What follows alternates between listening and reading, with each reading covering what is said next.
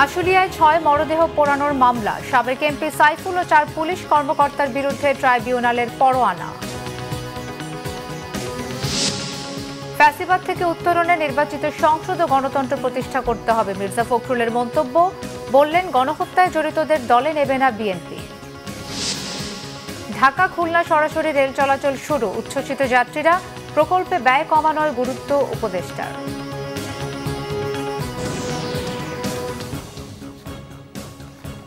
দেখছিলেন crown cement সংবাদ শিরোনাম। বিস্তারিত। বৈষম্য বিরোধী ছাত্র আন্দোলনের সময় আশুলিয়ায় ৬ মরদেহ পোড়ানোর ঘটনায় ঢাকা ১৯-এর সাবেক এমপি সাইফুল ইসলাম সহ ৪ পুলিশ কর্মকর্তার বিরুদ্ধে গ্রেফতারি পরোয়ানা জারি করেছে আন্তর্জাতিক অপরাধ ট্রাইব্যুনাল। গ্রেফতারি পরোয়ানা জারি হওয়া বাকি ৪ জনের নাম পরিচয় প্রকাশ করা হয়নি। চিফ প্রসিকিউটর তাজুল ইসলাম বলেন, শেখ হাসিনাকে দেশে ফেরাতে পারলে বিচার কাজ আরও সহজ হবে। এস এম ফয়েজের রিপোর্টে বিস্তারিত। ৫ আগস্ট ২০২৪ দুপুর থেকে বিজয় উল্লাস গোটা দেশে। ছাত্র জনতার তোপের মুখে দেশ ছেড়ে পালিয়ে যান শেখ হাসিনা। তারপরও নির্বিচারে গুলি করে হত্যা করা হয় ছাত্র জনতাকে। শুধু তাই নয়, আলামত নষ্ট করতে লাশে আগুন ধরিয়ে দেয় পুলিশ। সামাজিক মাধ্যমে ভাইরাল হওয়ায় দেশজুড়ে দেখা দেয় তীব্র প্রতিক্রিয়া। লাশ পোড়ানোর সঙ্গে জড়িত পুলিশ সদস্যদের গ্রেফতার ও বিচারের দাবি ওঠে। দেশ ছেড়ে পালানোর সময় বিমানবন্দরে আটক হন ঢাকার অতিরিক্ত পুলিশ সুপার আবদুল্লাহ আল কাফি। পরে গ্রেপ্তার হন এএসপি শাহিদুল ইসলাম। তারা দুজনেই আছেন কারাগারে। এই ঘটনায় ৬ জনের বিরুদ্ধে গ্রেপ্তারি পরোয়ানা চাওয়া হয়। শুনানি শেষে সাভার আশুলিয়া এলাকার সাবেক সংসদ সদস্য সাইফুল ইসলাম ও ৪ পুলিশ কর্মকর্তার বিরুদ্ধে গ্রেপ্তারি পরোয়ানা জারি করে বিচারপতি গোলাম মুর্তজা মজুমদারের নেতৃত্বে ৩ সদস্যের আন্তর্জাতিক অপরাধ ট্রাইব্যুনাল। প্রথমে গুলি করে হত্যা করা হয়। হত্যা করার পরে তাদের প্রথমে চ্যাংদলা করে একটা রিক্সা ভ্যানের মধ্যে উঠানো হয়। ওইখানে কিছুক্ষণ ফেলে রাখার পরে পরবর্তী সময়ে পুলিশের একটা ভ্যান নিয়ে আসে, সেই ভ্যানে তাদেরকে উঠানো হয়। ভ্যানটা সেখান থেকে সরিয়ে থানার পাশে একটা জায়গায় একটা দোকানের সামনে দাঁড় করিয়ে রেখে সেই লাশগুলোতে পেট্রোল এনে বোতল ভরে এক জায়গা থেকে পেট্রোল আনে একজন, আরেকজন এই পেট্রোলটা ঢালে, আরেকজন ম্যাচ নিয়ে আসে, তারপরে আগুন দিয়ে জ্বালিয়ে দেওয়ার চেষ্টা করা হয় গাড়িসহ। তাদের এই জ্বালিয়ে দেওয়ার চেষ্টা করার উদ্দেশ্য ছিল যাতে করে মানুষ বুঝতে না পারে যে এদেরকে কে হত্যা করেছে। পুলিশ হত্যা করে পুলিশের গাড়িতে রেখে আগুন দিলে মানুষ মনে করতে পারে যে পুলিশের গাড়িতে যেহেতু আগুন দেওয়া হয়েছে, হয়তো এই হত্যাকাণ্ডটা ছাত্র জনতা করেছে। এইভাবে দায়টা অ্যাভয়েড করার জন্য তারা পুলিশের গাড়িতে রেখে আগুন দেয়। ঢাকা ১৯ আসনের সেই সময়ের যে এমপি ছিল সাইফুল ইসলাম, সে নিজ হাতে অস্ত্র নিয়ে গুলি বর্ষণ করেছে পুলিশের পাশাপাশি ছাত্রলীগকে নিয়ে। তিনি সহ এই লাশ পোড়ানোর ঘটনার সাথে সেই সময় কর্মরত ৪ জন পুলিশ অফিসারকে আমরা শনাক্ত করেছি। এই ৪ জন আর সাইফুল ইসলাম ঢাকা ১৯-এর এমপি সেই সময়ের, তার বিরুদ্ধে আমরা গ্রেপ্তারি পরোয়ানা জারির জন্য আবেদন করেছিলাম। আদালত গ্রেপ্তারি পরোয়ানা জারি করেছেন আজকে, বলেছেন ইমিডিয়েটলি তাদেরকে অ্যারেস্ট করে আদালতে সোপর্দ করার জন্য। নামটা আমরা যেহেতু এই অতীতের অভিজ্ঞতা থেকে নাম বলা মাত্র পালিয়ে গেছে, সেজন্য আমরা এই মুহূর্তে বলছি না। এটা আমরা যথাযথভাবে সরকারের আইনশৃঙ্খলা বাহিনীর যে ঊর্ধ্বতন মহল, যারা গ্রেপ্তারটাকে এনশিওর করেন, যারা গ্রেপ্তারটা করেন আসলে, তাদেরকে আমরা জানিয়ে দিয়েছি যাতে করে তারা এই গ্রেপ্তারটা সুষ্ঠুভাবে করতে পারে পালিয়ে যাওয়ার আগে। তাজুল ইসলাম জানান, শেখ হাসিনাকে ফিরিয়ে আনার চেষ্টা চলছে। ছাত্র জনতার মধ্যে সবার মধ্যে আমাদের ব্যাপারে যাতে কোনো অনাস্থা তৈরি না হয়, আমরা ব্যাপক হারে গ্রেপ্তারি পরোয়ানা জারি করছি না। কারণ গ্রেপ্তারি পরোয়ানা ব্যাপকভাবে জারি না করে আমরা তদন্ত করে যাদের বিরুদ্ধে কনক্রিট এভিডেন্স পাচ্ছি সেগুলোকেই আমরা নিয়ে আসছি, কিন্তু কোনো অপরাধী ছাড় পাবে না, এটাও সত্য। আর বিভিন্ন থানাগুলোতে গোটা বাংলাদেশ জুড়ে যে সমস্ত থানায় মামলাগুলো করেছেন ভিকটিম পরিবার, আমরা আইনশৃঙ্খলা রক্ষাকারী বাহিনী এবং সরকারের পক্ষ থেকে যে নির্দেশনা, আমরা সরকারের পক্ষ থেকে যে মতামত জানতে পেরেছি যে এই মামলাগুলোর কিন্তু তদন্ত অব্যাহত থাকবে। আমাদের রিকোয়েস্টের ভিত্তিতেই রাষ্ট্র সেই ব্যবস্থা নিয়েছেন। সুতরাং এই বিচারিক প্রক্রিয়ার অংশটাকে এক্সপেডাইট করার জন্য সরকারের পক্ষ থেকে নোট ভার্বাল দেওয়া হয়েছে, কূটনৈতিক চ্যানেলে তাকে ফেরত পাওয়ার জন্য চেষ্টা করা হচ্ছে। সুতরাং এইটা একটা ধারাবাহিক প্রক্রিয়ার অংশ, এখানে আমার মন্তব্য করার কিছু নেই। আমরা চাইব সরকার এই কাজের মাধ্যমে সফল হয়ে তাকে যদি আমাদের কাছে আনতে পারেন, তাহলে বিচারটা আরও ভালোভাবে করা সম্ভব হবে। সুতরাং রাষ্ট্র এবং আমরা আলাদা কোনো বিষয় না, রাষ্ট্রের পক্ষ থেকে যেটা করা হয়েছে এটা আমাদের পক্ষ থেকে রিকোয়েস্টের মাধ্যমেই করা হয়েছে। মামলার পরবর্তী শুনানি আগামী ২৬ জানুয়ারি। S M Foyez, Bangla Vision, Dhaka. Bangabandhu নভ থিয়েটার নির্মাণে শেখ হাসিনার বিরুদ্ধে করা ৩ মামলা তদন্ত পুনরায় শুরু করার সিদ্ধান্ত নিয়েছে দুর্নীতি দমন কমিশন দুদক। 2010 সালের 4 মার্চ বঙ্গবন্ধু নভ থিয়েটার নির্মাণে দুর্নীতির অভিযোগে তৎকালীন প্রধানমন্ত্রী শেখ হাসিনার বিরুদ্ধে দায়ের করা 3টি মামলা বাতিল বলে রায় দেয় হাইকোর্ট।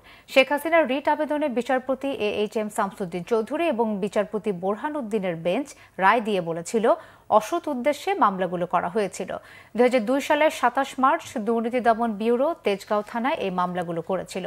বঙ্গবন্ধু নভ থিয়েটার নির্মাণে প্রকল্পের পরামর্শকের ব্যয় বৃদ্ধি, ভবন নির্মাণের ব্যয় বৃদ্ধি ও কর্মকর্তা কর্মচারীদের ব্যয় বৃদ্ধির অভিযোগে মামলা 3টি করা হয়েছিল। গণহত্যায় জড়িতদের কাউকে বিএনপিতে নেওয়া হবে না বলে জানিয়েছেন দলের মহাসচিব মির্জা ফখরুল ইসলাম আলমগীর। সন্ত্রাসীদের বিএনপিতে কোনো ঠাঁই নেই বলেও হুঁশিয়ার করেছেন তিনি। সকালে ঠাকুরগাঁও প্রেস ক্লাবে বিএনপি মহাসচিবের পক্ষ থেকে 2000 শীতার্থের মধ্যে শীতবস্ত্র বিতরণ শেষে সাংবাদিকদের তিনি এসব কথা বলেন। ফ্যাসিবাদ থেকে উত্তরণ ও দেশকে দুর্নীতিমুক্ত রাখতে নির্বাচিত সংসদ দিয়ে দেশ পরিচালনা ও গণতন্ত্র প্রতিষ্ঠা ছাড়া অন্য কোনো উপায় নেই বলেও মন্তব্য করেন মির্জা ফখরুল ইসলাম আলমগীর।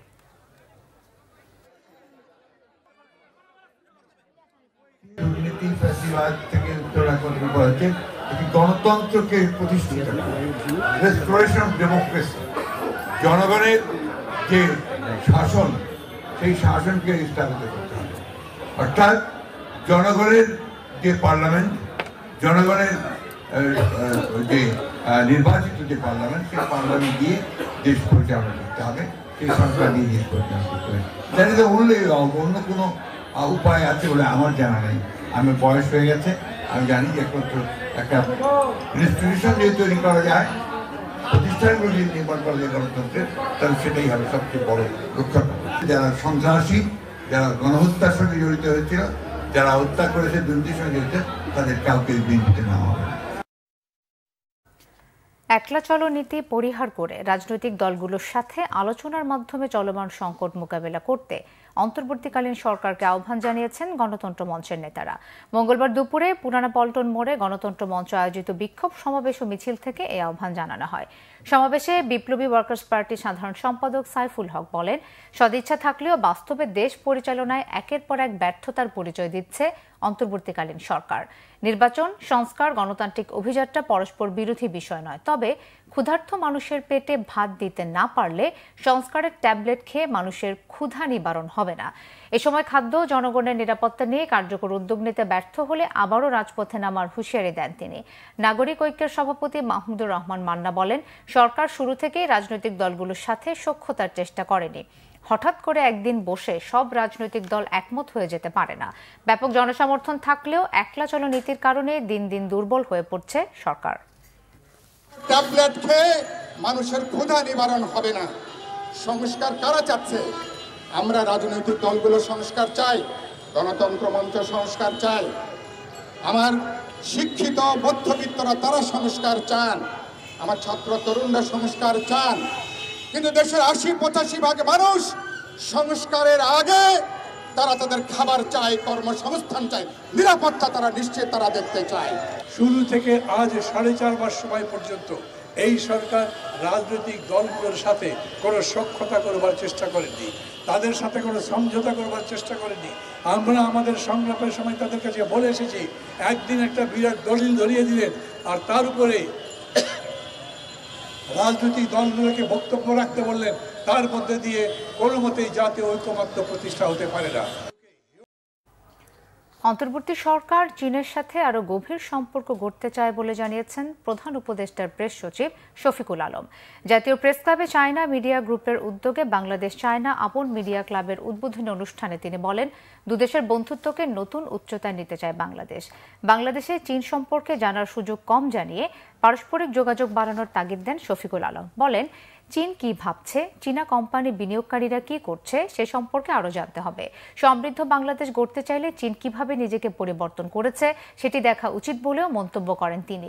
চীন বাংলাদেশ সম্পর্ক আরও উজ্জ্বল হবে বলে আশাবাদ জানান চীনের রাষ্ট্রদূত ইয়া ওয়েন। বলেন, দুদেশের সম্পর্কের ক্রমবিকাশের প্রক্রিয়ায় মিডিয়া কেবল তথ্য প্রচারের মাধ্যম নয়, পারস্পরিক বিশ্বাস বৃদ্ধির ক্ষেত্রেও ভূমিকা রাখতে পারে।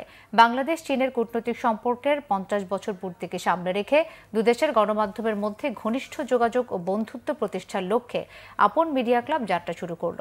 জাতীয় প্রেস ক্লাব, বাংলাদেশ সিনে জার্নালিস্ট অ্যাসোসিয়েশন এবং বাংলাদেশ ফটো জার্নালিস্ট অ্যাসোসিয়েশনের সাথে আপন মিডিয়া ক্লাবের সমঝোতা স্মারক সই হয়েছে। বাংলাদেশের অন্তর্বর্তী সরকারের প্রধান উপদেষ্টা ডক্টর মোহাম্মদ ইউনূসের সঙ্গে ফোন আলাপ করেছেন যুক্তরাষ্ট্রের জাতীয় নিরাপত্তা উপদেষ্টা জ্যাক সুলিভান। ফোন আলাপে চ্যালেঞ্জিং সময়ে বাংলাদেশকে নেতৃত্ব দেয়া ডক্টর ইউনূসকে ধন্যবাদ জানান তিনি। স্থানীয় সময় সোমবার হোয়াইট হাউসের ওয়েবসাইটে প্রকাশিত এক বিবৃতিতে ফোন আলাপের বিষয়টি জানানো হয়। উভয় নেতা ধর্ম বর্ণ নির্বিশেষে সব মানুষের অধিকার রক্ষায় নিজেদের প্রতিশ্রুতি ব্যক্ত করেছেন। এছাড়া একটি সমৃদ্ধ, স্থিতিশীল ও গণতান্ত্রিক বাংলাদেশের জন্য যুক্তরাষ্ট্রের সমর্থন পুনর্ব্যক্ত করেছেন জ্যাক সুলিভান। আগামীতে বাংলাদেশ যেসব চ্যালেঞ্জের মুখোমুখি হবে তা মোকাবেলায় যুক্তরাষ্ট্রের অব্যাহত সমর্থনের কথা উল্লেখ করা হয়েছে বিবৃতিতে।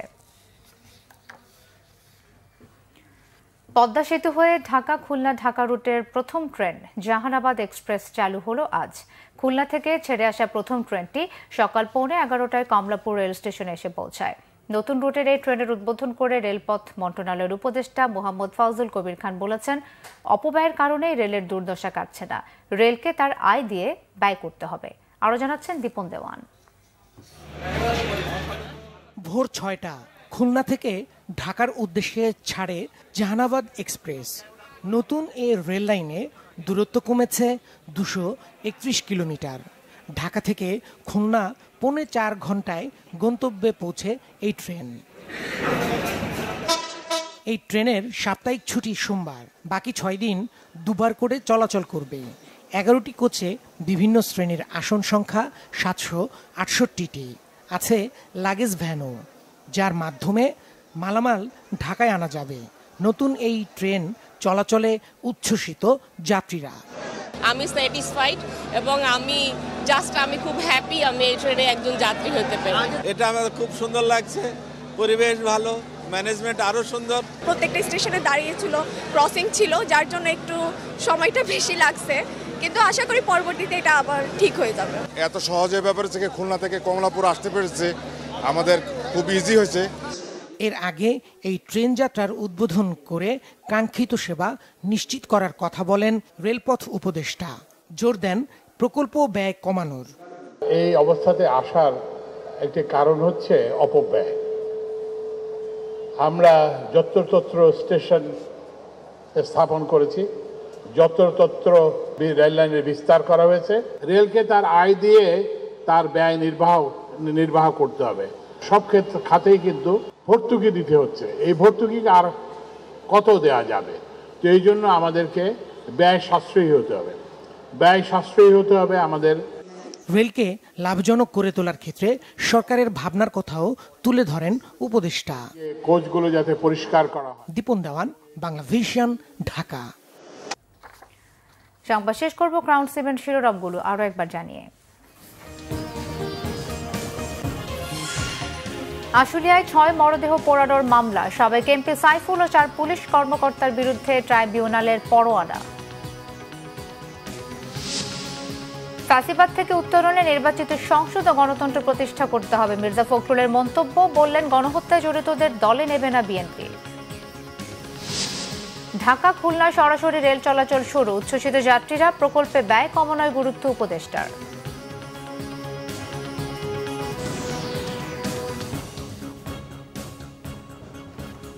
এ ছিল এখনকার মতো। পরের সংবাদ বিকেল 4টা, এর আগে 3টা রয়েছে নিউজ টপ 10 দেখার আমন্ত্রণ রইল।